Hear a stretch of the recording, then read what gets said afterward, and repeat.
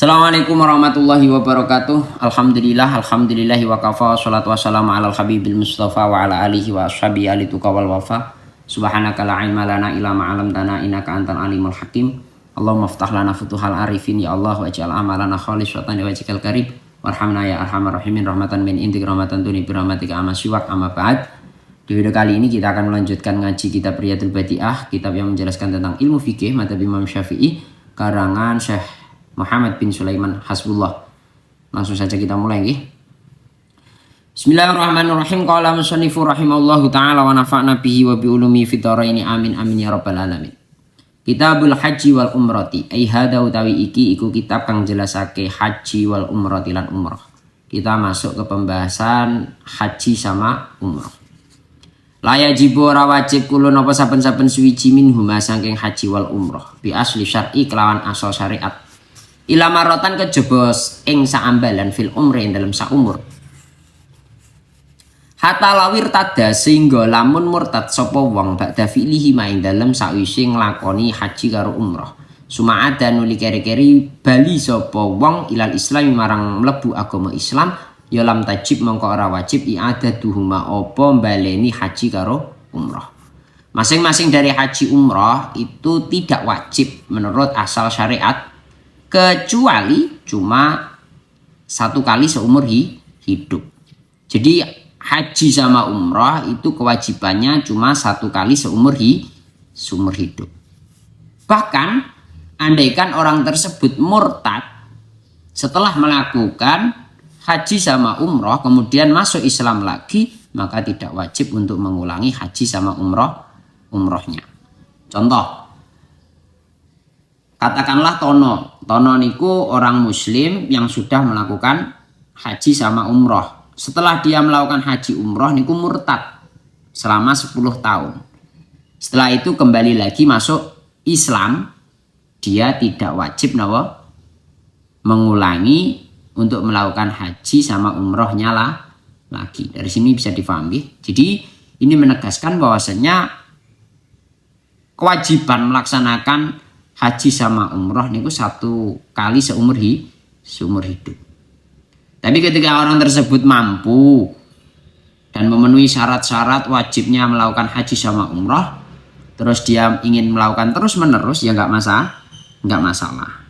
Tapi yang dilakukan kedua, haji yang kedua seumur hidupnya, yang kedua, ketiga dan seterusnya, niku masuk kategori sunnah. Yang pertama nembe wajib.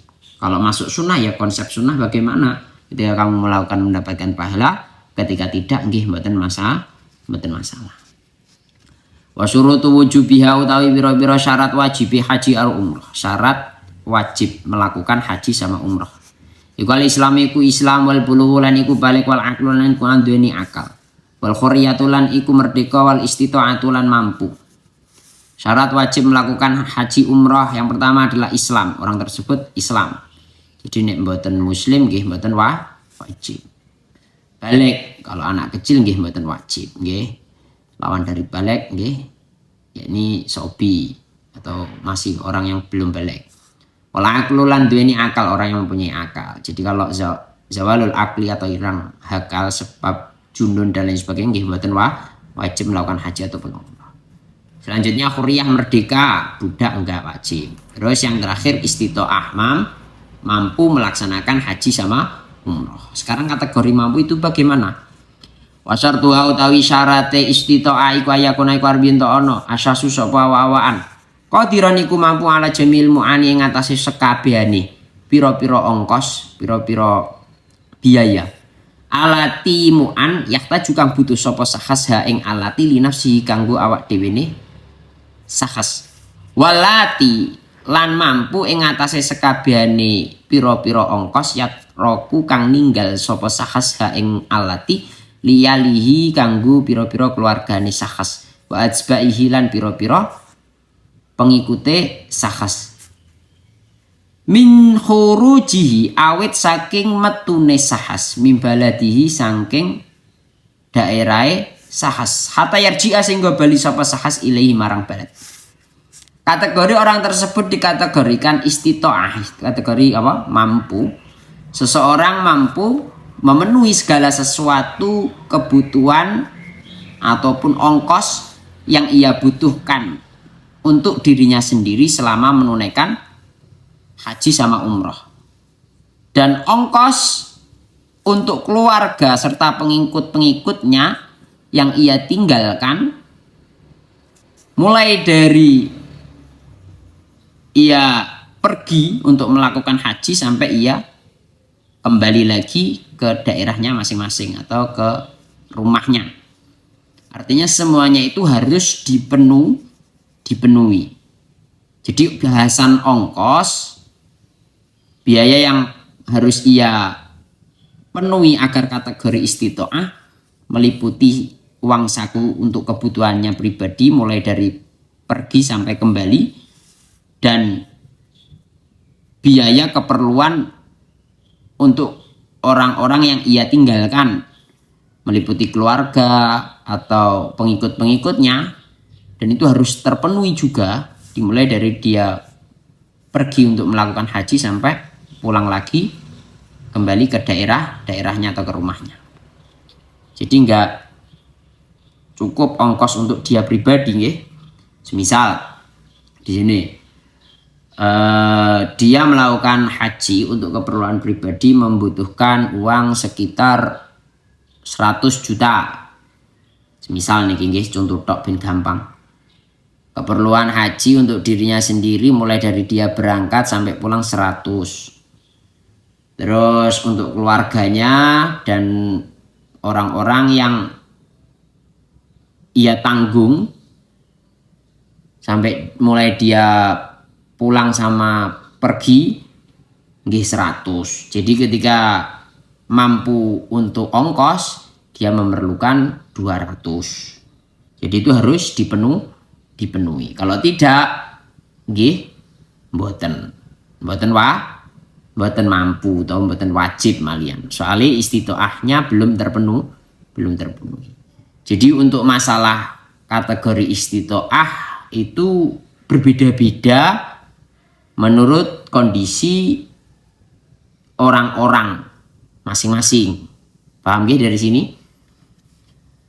Wa alar rukubi ay qadiran alar rukubi dabati ing atase mampu numpak tunggangan atau kendaraan fi dhahabi ing dalam budalane sakhas wa rujuihi lan baline sakhas min ghairi masyaqqatin saking tanpa masyaqqah syadidatin kang banget. Fa in syaqqa mongko lamun masyaqqa alaihi ngatasi sakhas rukubu apa numpak dabbah fayustaratu mongko disyaratno apa ayak dira apa arep yen mampu sapa sakhas ala rukubi ngatasi numpak fisiki mahmilin ing dalem pinggire sekedup mudhallalin kang di ayup-ayupi intaat dalamun tompo loro sapa sakhas bil harri sebab panas awil barodi utawa adem. Fa in syaqqa mongko lamun masyaqqah alai ing atase sakhas rukubu apa oleh numpak sakhas fihi ing dalem siki mahmilin mudhallal ya fa'ala syaririn mongko ing atase syarir. Saran itu nggih sejenis kereta, nggih sejenis kendaraan di mana di situ ada penutupnya kayak kerajaan-kerajaan gitu loh. Zaman dulu yahmilu kang ngangkat hu ing syarir rijalun sapa pira-pira wong lanang. Mangke kula jelasni. Fa in syaqqa mangko lamun masyaqqah ali ing atase sakhas rukubu apa oleh numpak sakhas ing sarir nggih aidan halih malih fala yajibu mongko ora wajib ali ing atase sakhas al hajju apa haji binafsi kelawan awak dhewe ne sakhas bal yajibu balik wajib ali ing atase sakhas ayas takjiro apa yen to nyewa sapa sakhas man ing wong yahuju kang ngajekno sapa man anhu saking sakhas ing qadara lamun mampu sapa sakhas ala dzalika ing atase ayas takjiro. Fa in wajada mongko lamun nemu sapa sakhas man ing wong yahuju kang haji ngajekno sapa man anhu saking sakhas bila ujratin kelawan tanpa ujrah ya wajib mongko wajib ale ing atase sakhas ayat dana para bintengi jalu izin sapa sakhas lahu marang man yahujju anhu bila ujrah. Kategori istitoah yang lainnya selain untuk ongkos, dia itu juga mampu untuk menaiki nomor kendaraan dimulai dia berangkat sampai kembali ke rumahnya masing-masing tanpa adanya masyakoh, tanpa adanya kepayahan yang amat sangat. Jika dia mengalami kepayahan menaiki kendaraan, ya disyaratkan bahwa ia mampu untuk menaiki di samping sekedup yang ditutupi jika ia merasa tidak kuat dengan hawa dingin ataupun hawa panas. Nah, jika dia mendapatkan masyakoh lagi, kepayahan lagi menaiki sekedup yang ditutupi, ya maka ia menaiki nopo syarir. Dimana syarir niku suatu alat transportasi nanging yang memikul adalah orang, dia masuk ke dalam. Terus kalau pernah lihat film itu di kerajaan-kerajaan itu loh, yang ada orang yang mikul terus orangnya di dalam, seperti itu gambaran mudahnya. Dari sini bisa dipahami nggih. Fa in syaqqa alaihi rukubuhu aidan, jika ia juga tidak kuat menaiki syarir, maka ya tidak wajib melakukan haji untuk dirinya sendiri. Nggih. Dan yang menjadi keharusan baginya, ia menyewa kepada orang untuk menghajikan atas namanya. Itu pun jika kamu memang mampu untuk melakukan menyewa orang untuk menghajikan atas namanya sendiri. Dari sini bisa dipahami. Jadi kalau sekarang itu sudah penak. Artinya sudah penak itu sudah naik pesawat dan lain sebagainya. Jadi istitoah di sini ya tinggal kamu kuat betul-betul nggak melakukan runtutan ibadah-ibadah haji, karena di sana pun juga panas dan dingin seperti itu. Ini untuk masalah ruku bidabah, terus nopo fi syiki mahmilin mudallal ataupun syarir. Kalau zaman sekarang udah nggak ada nggih istilahnya nggih. Maksudnya model-model transportasi kayak gini tuh loh sudah nggak ada. Kan sekarang pesawat udah enak maksudnya. Tinggal ketika kamu sudah di sana, kamu mampu nggak menunaikan rukun-rukun haji maupun rukun-rukun umroh secara sempurna. Kalau memang tidak mampu, maka tidak dikategorikan apa istitoah, sehingga kamu bisa untuk menggugurkan kewajiban, yakni menyewa orang untuk melakukan haji atas namanya. Itu pun jika kamu memang mampu untuk menyewa orang.